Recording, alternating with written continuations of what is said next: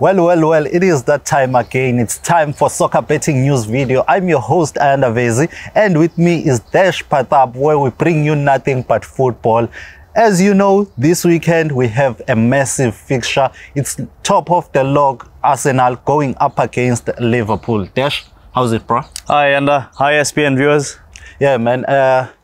Happy Easter holidays to our viewers at home. Desh, on Sunday, people, when they come back from church, they get to experience one of the biggest game in the calendar.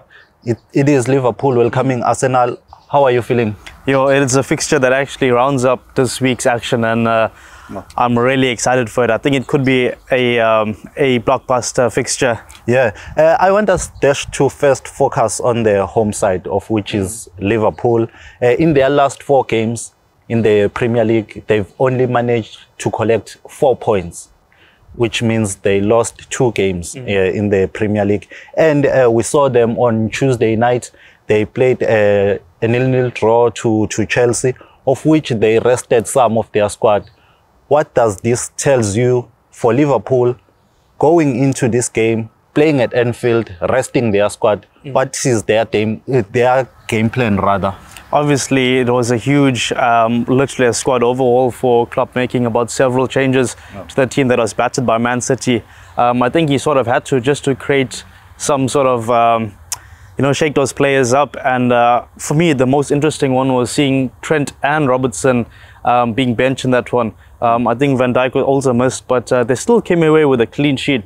But for me, I'd put that down to a lack of Chelsea finishing rather than Liverpool pressure. Kai Havertz and Kovacic did have 2 big chances. Both of them were missed by those respective players. So I don't think it was a convincing defensive performance, even though they did come away with a clean sheet. Okay. Liverpool at home this season, they've been struggling if you look at their performance for the whole season. Which they can justify that by saying, yes, we had injuries this season. But looking at the Liverpool playing at home, they managed to beat City, which are second on the log, and they managed to keep United out of the title race with that defeat, smashing them 7. So Arsenal going into this game, do you think Liverpool will also do that, manage to defeat one big team? Remember, this is Anfield. You hit the nail on the head there. Anfield is still one of the most revered grounds in the Premier League, and in fact in world football.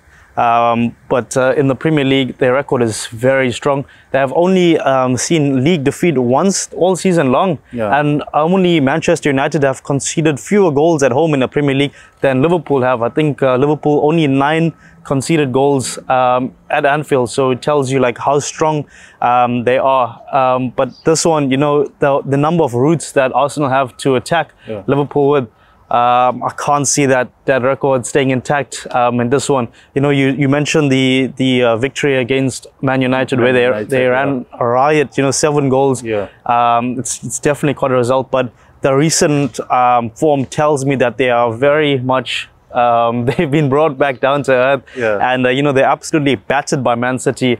Salah obviously opening the scoring there, but City just absolutely showed it. They just switched it up. 4 goals. In quick succession. You look at that second half performance, it wasn't very good from Jurgen Klopp's side, and I think that despite their prolific home form, I don't think they stand a chance against this Arsenal outfit. So if it happens that Liverpool loses this game, what does this mean for Jurgen Klopp's future at the club? Does he stay, or what does it mean? Like, is he under pressure? What I want to hear your view on this one.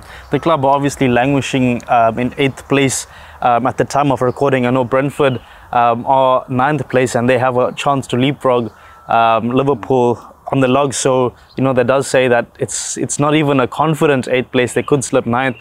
I believe there are 7 points off the top 4 places again at the time of recording, and we're not sure what that could look like come this weekend. But I think you know, with the amount of changes that has been happening at the club, you look at personnel coming in, personnel going out, the club being put up for sale, they're not for sale, they're looking at investment. There's a lot of things happening, and I think that has filtered into the players.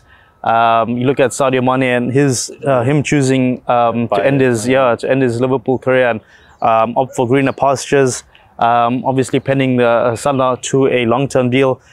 He's been the silver lining for them. I think he's still like got something to say at this club, and he could be an important player come this fixture.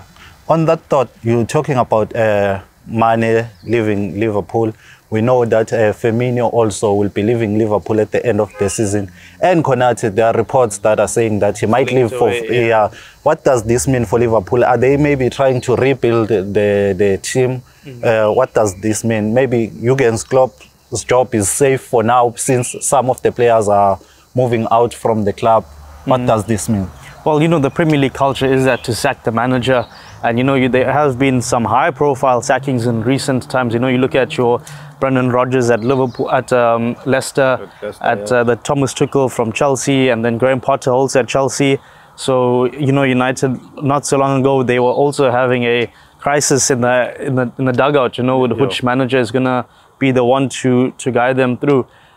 So, you know, I'm not sure if Liverpool, they haven't acted as yet, and I haven't heard any rumours of Klopp's job being in danger. You know, obviously he has earned a mountain of credit with the Liverpool fan base, with the Liverpool ownership, obviously lifting that elusive Premier League title not so long ago, as well as the Champions League. So, you know, he does have goodwill. So as long as they are in that fight for the top 4 race, I don't think all hope is lost. And currently, you know, I think he still has a shot. Maybe not this weekend, though.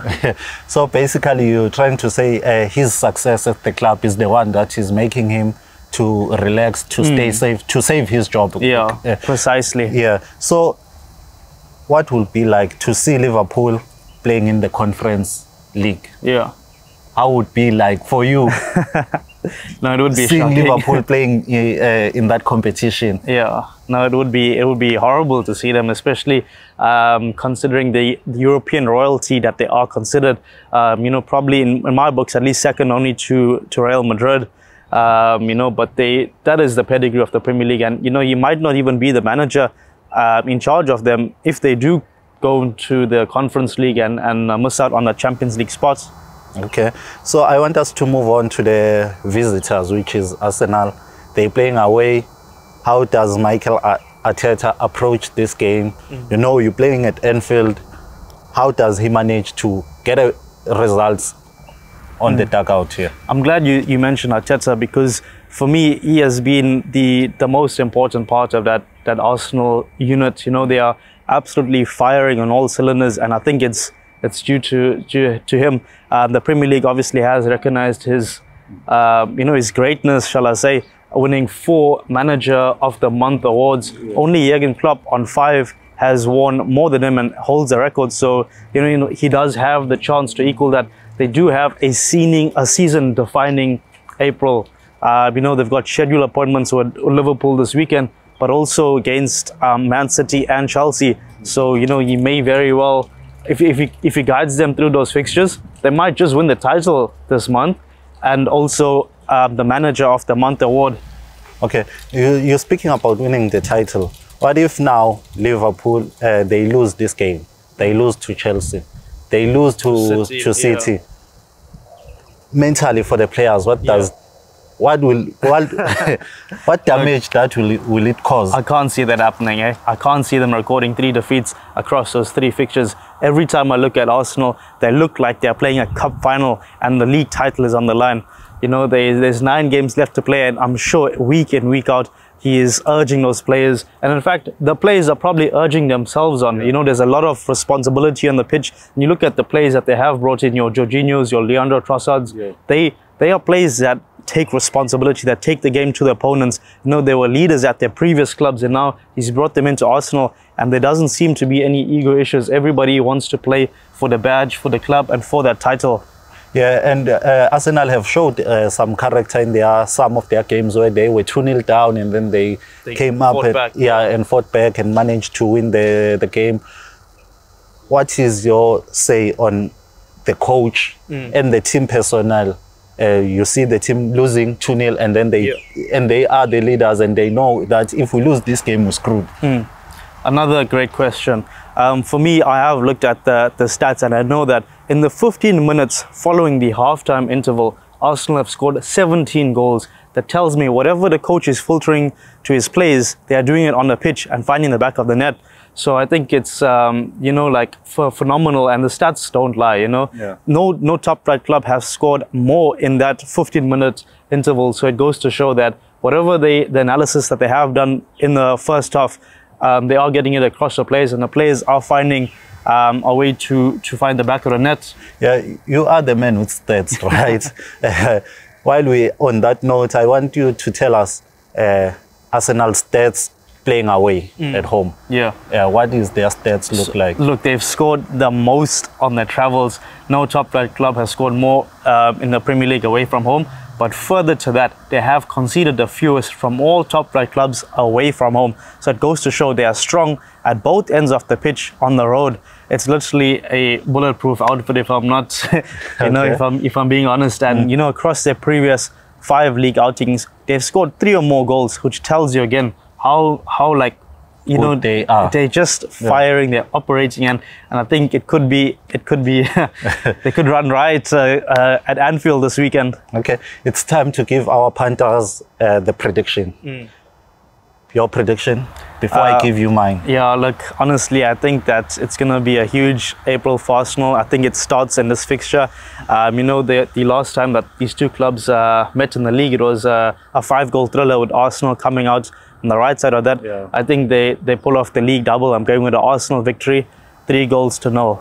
Well, me now with my prediction, I go with Liverpool, win or draw. Reason being, they're playing at home, and they've showed what they can do when they're playing in Anfield. Yes, they've been struggling this season, but them playing at home against big teams, they tend to show up. So that's my prediction.